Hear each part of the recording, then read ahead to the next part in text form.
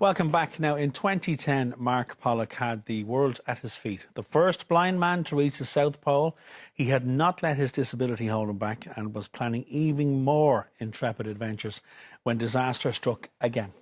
A fall from a window left him paralysed from the waist down, but as the movie Unbreakable, the Mark Pollock story chronicled, he then took up the challenge of trying to find a cure for paralysis. Here's a clip from the movie. Hey. Whoa. So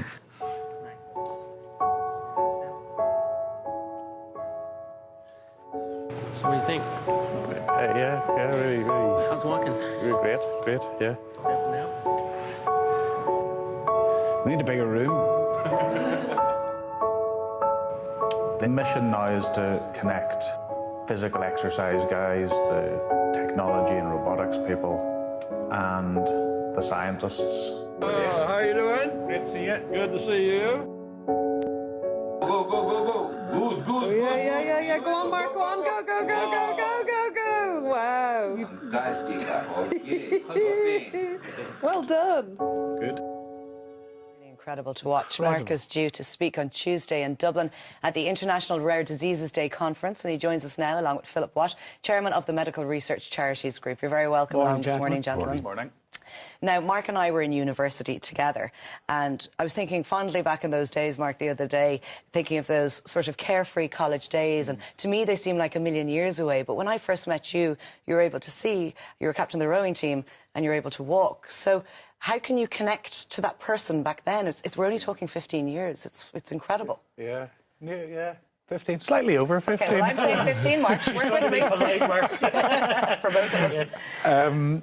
Yeah, like, I do think back to those days. I actually sort of romanticise about those days in a way that probably isn't quite true. But at that time, I could walk and I could see, and over the last 15 plus years,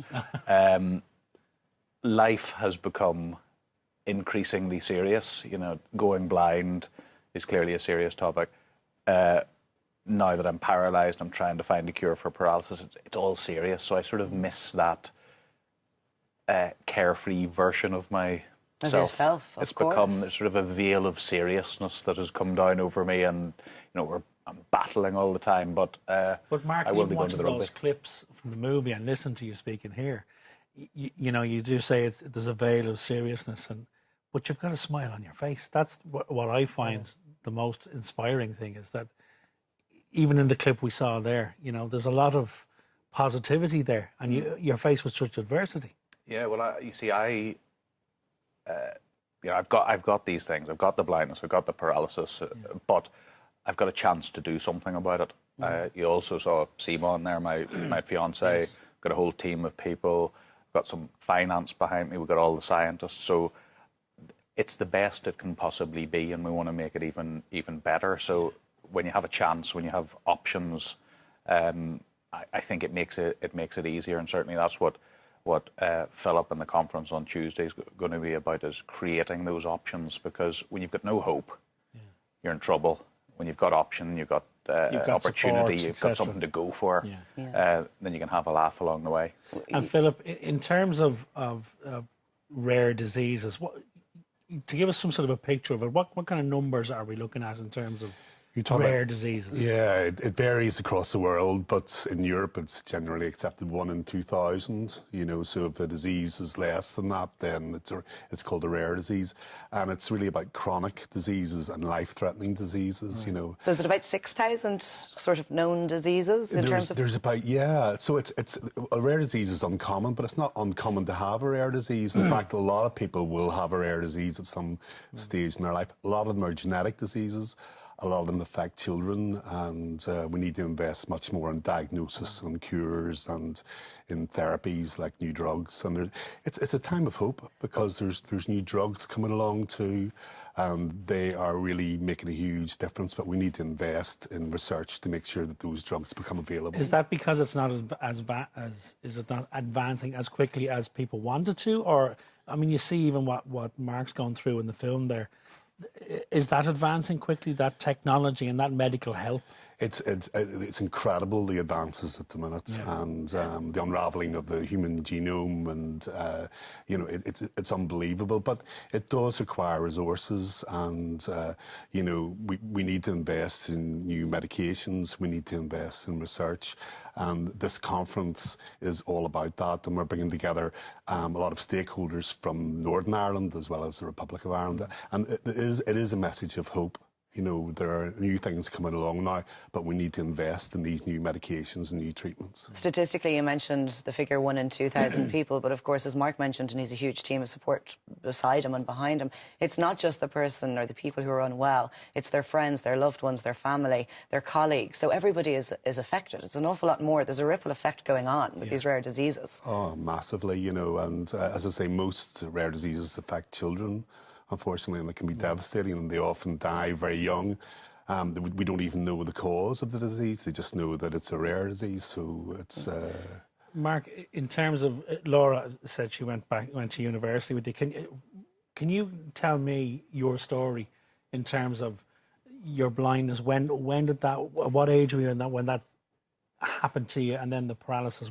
Talk us through your story. Yeah, so I was 22 whenever I went blind very suddenly in the space of 2 weeks. And in the space of 2 weeks, you went blind? Yeah, went very quick. Now, I had sight problems growing up, but when it happens fast, usually. So I lost the sight in 2 weeks, battled back, became an adventurer, athlete, went to the South Pole, and just at the height of my powers, I fell out a window and broke my back. You know, and I suppose what I've been doing is transferring what I learned from sport into what we're doing with the paralysis, and that is going to the gym every day, walking in my robotic legs, adding electrical stimulation to the spine, taking a drug, bringing people together to try and fast-track a cure for paralysis. And it's really interesting that we're talking about rare diseases, because paralysis is not exactly a disease, but it's one of those issues that is a minority group, and it doesn't produce a billion-dollar business that will allow big companies to invest in it. 1 in 2,000 for rare diseases is a sort of a stat that can confuse the issue, because for the one person, it's binary. It's 100%. They've either got it or they don't. Yes. And I suppose what we're trying to do is, in our world, in paralysis, and Philip with CF and all of the other people, is to try and make the case that the interventions that are out there, that are in the lab, just out of the lab, that can make a difference in people's lives, will make a difference to 100% of those people who have it. So the problem is we get mixed up in statistics, but it's 100% for the people who have these issues. But Mark, you were saying there, you know, and people bandy about the term inspiration an awful lot, I think. But Mark really embodies that. You're such an inspiration to people. But it must be said that you went through really dark days post-paralysis. But I think that you have an athlete's mind, going back to when you were a child and a teenager, when I knew you in college. And that sort of has seen you through essentially donating your body to science as a living person. Yeah. I mean, is it an inherent drive within you that wants to do this, not just for yourself, but for future generations? Well, I think there is a selfishness to what I'm doing. I want to be fixed. It's my sport now. You know, I was up in the arts block end up with you when I was back in Trinity days. I'm now down in the science end, which is significantly more interesting. I think we messed where we were. But, you know, there is a selfishness, and there's a selfishness in sport. You have to want to be the best you can be, and that's what I'm doing. But I also have a very clear agenda to influence the lives of other people, to bring the interventions that can make a difference to the wider population. We're now funding a scientist in Trinity. We've assessed 22 people, and we're about to launch a preclinical trial with 12 people, which will make Ireland the leading centre for electrical stimulation combined with robotics. So we want to make a difference, but we want to make a difference fast. But not only, Mark, do you clearly possess the drive. What you also possess is the support and the team. And Philip, taking that back to you and to the conference on Tuesday, this is an opportunity for you guys to shine a light and say, look, we need support. Which means we need Absolutely. finance, we need money. But we need people to come together, and there'll Yes. be a lot of academics there, a lot of people from the pharma industry, but most of all, patients. Yeah. And as I say, it is a time of hope. We're on a kind of a wave here, and I think it's fantastic to have the support of people like Mark. Yeah.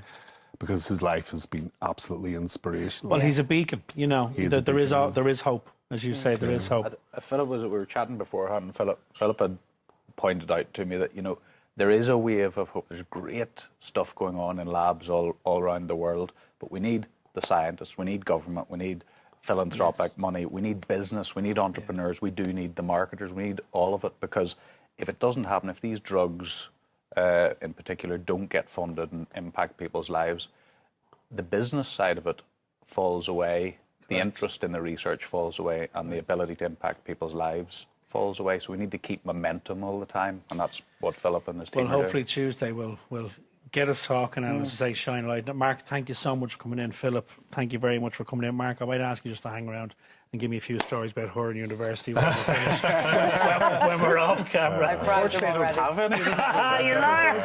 Thanks for coming in. Thank you very much for Thank you coming very in. much, gentlemen.